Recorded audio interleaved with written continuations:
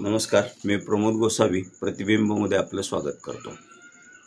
माढ्याच्या प्रांताधिकारी श्रीमती प्रियांका आंबेकर यांच्यावर सोलापूर पुणे महामार्गावर उरवडे गावाच्या हद्दीत वाळू माफियांकडून त्यांचं वाहन अडवून त्यांना धक्काबुक्की आणि शिवीगाळ करण्याचा प्रकार घडलेला आहे। या संपूर्ण प्रकारामुळे महसूल वर्तुळात एकच खळबळ उडालेली आहे।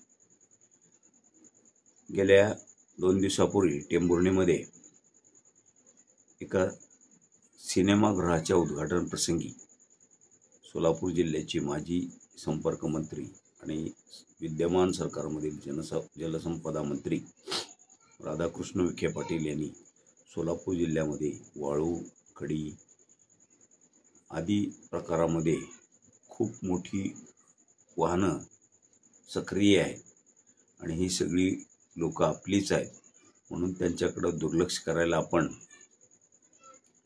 जिल्हाधिकाऱ्यांना सांगितलं होतं, असं वादग्रस्त किंबहुना संतापजनक विधान केलं होतं। ते त्यांचं विधान झाल्यानंतर त्या समारंभात विद्यमान पालकमंत्री जयकुमार गोरे देखील उपस्थित होते। त्यांनी हे विधान का केलं यावर उलटसुलट चर्चा सुरू झाल्यानंतर त्यांनी याबाबतीत खुलासा केला आहे की हा एक मस्करीचा विनोदाचा प्रकार होता। ते काही असो, या प्रकारानंतर वाळू माफियांवरच्या कारवाईला कालपासून खऱ्या अर्थानं सुरुवात झाली। काल पहिल्यांदा कुर्डवाडीत संकेत मंगल कार्यालय शेजारी म्हणजे कुर्डू गावाच्या हद्दीत प्रांताधिकाऱ्यांनी एक वाळूचा टिपर पकडला होता। तो कुर्डवाडी पोलीस ठाण्यात लावला। त्यानंतर त्यांनी मध्यरात्रीच्या सुमारास उरवडे गावच्या हद्दीत हा टिपर पकडला वाळूचा, बिगर नंबर प्लेटचा, आणि त्या टेंभुर्णी पोलीस स्टेशनला घेऊन जात असताना त्यांचं वाहन सोलापूर पुणे महामार्गावर वाळू माफियांनी आपली फॉर्च्युनर गाडी आडवी लावून अडवून त्यांना धक्काबुक्की आणि शिवीगाळ केली, अशी फिर्याद टेंभुर्णी पोलिसात या पथकातील एक तलाठी किसन बोटे यांनी दाखल केलेली आहे। अद्याप यातल्या आरोपींना अटक झालेली नाही, पोलीस अटक करतील, परंतु घडलेला प्रकार दुर्दैवी तर आहेच, परंतु चीड आणणार आहे। वाळू माफियांचं साम्राज्य भीमा नदी काठाबरोबरच सीना नदी काठावर देखील निर्माण झालेला आहे। यातून अनेक वाळू माफिया प्रचंड माया जमा करून बसलेले आहेत। त्यांची मुजोरी प्रचंड वाढलेली आहे। यांचे साठे एकतर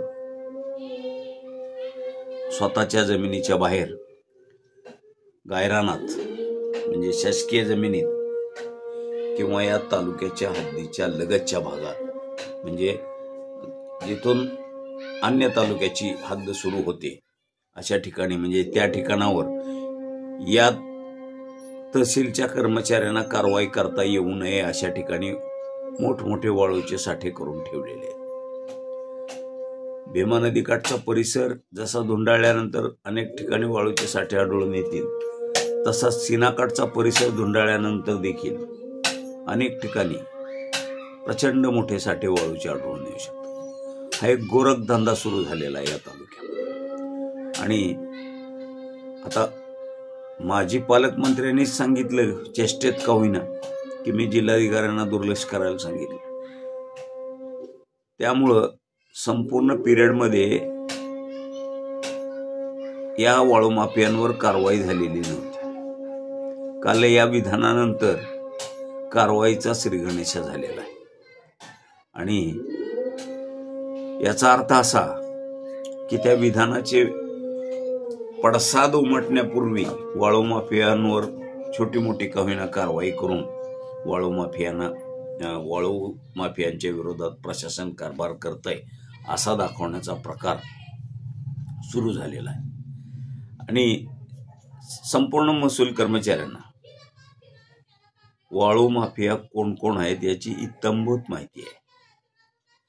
पोलीस प्रशासनाला सुद्धा या संपूर्ण गोष्टीची माहिती आहे. परंतु या सगळ्याकडं आजपर्यंत डोळेझाक करत आलेले आहेत.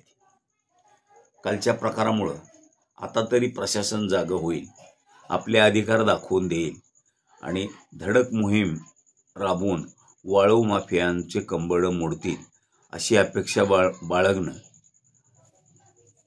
योग्य ठरेल का? खरोखर प्रशासन यांच्यावर कारवाई करेल का? कारण वाळू माफियामध्ये जसे काही अडकलेले आहेत तसंच यांच्याशी संबंध असणारे अधिकारी देखील आहेत. दोन्ही विभागातील आहेत, महसूल विभागातील आहेत, पोलीस प्रशासनातील आहेत. कालच्या या विधानानंतर घडलेल्या प्रकारानंतर प्रांताधिकारी प्रियंका आंबेकर यांनी एक स्टेटमेंट केलेलं आहे की या वाळू माफियांना काही अधिकारी पोचत आहेत. त्यांनी कोणाचंही नाव घेतलेलं नाही, परंतु त्यांनी हा एक गंभीर आरोप केलेला आहे की काही अधिकारी वाळू माफियांना पोचतायत की नाही याच्या खोलात जाऊन चौकशी होईल का? ती चौकशी देखील होणं गरजेचं आहे. उजनी धरणातून वाळू काढली जाते, सीना नदीतून काढली जाते, भीमा नदीतून काढली जाते, नीरा नदीतून काढली जाते, जागोजाग वाळू काढली जाते. कारण हा अतिशय कमी पैशात भरपूर नफा मिळवून देणारा व्यवसाय आहे. हप्तेबंदी करायची, हप्तेबंदी चालू आहे. दर 10 दिवसाला हप्त्याची पद्धत आहे वाळूच्या व्यवसायात. कोण घेतंय, किती घेतंय, कसं घेतंय याची आपल्याला कल्पना नाही, परंतु या व्यवसायामध्ये दर 10 दिवसाला पोलीसचा वेगळा हप्ता आहे, महसूलचा वेगळा हप्ता आहे अशी चर्चा आहे. खरं खोटं आपल्याला माहीत नाही, परंतु अशी चर्चा सुरू आहे. आणि मग पैसे देऊन ते मुजोर होणारच आहे. यातून खासगी सावकारकी देखील जोपासली जाते. यातून अनेक माफिया निर्माण होणार आहेत.